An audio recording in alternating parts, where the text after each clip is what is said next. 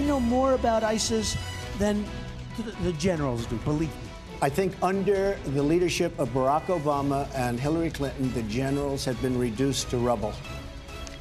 Donald Trump had some harsh words for U.S. officers throughout his campaign, but he's now turning to lots of retired top brass for advice. What will that mean for U.S. foreign policy?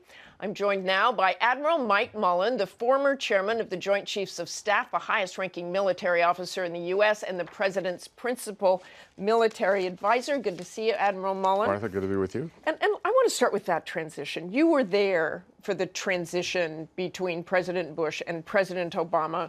What's that like? Well, I think more than anything else, it is to look at the leaving campaign rhetoric behind and the reality of governing, which just hits you square in the face. And so focusing on finding out and focusing on the real issues that are facing the current administration, and then developing policies and strategies, if you will, to meet those challenges. And what will Donald Trump inherit? We know the ISIS problem, but there's also North Korea, which he rightly so seems very concerned about.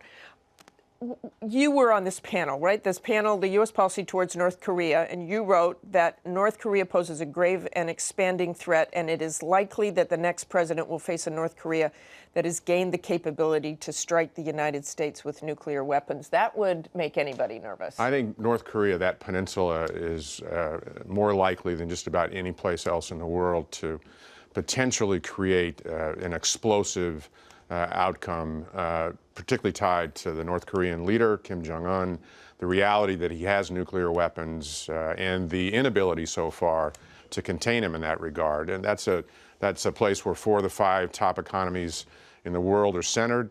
Stability there is critical, and at least North Korea historically has generated a surprise, if you will, for new leaders in this country. And nothing stopped them. No, and they're not the Bush policy, not the Obama policy? No, I think actually this has to go through Beijing, and Beijing has pushed back on that time after time. But if Beijing doesn't lead this, we're going to get to a point where he's going to be able to put a nuclear weapon on top of an intercontinental ballistic missile that could hit the United States, and that's unacceptable. I want to say Donald Trump does not have real foreign policy experience, but he's turning to a lot of people who do.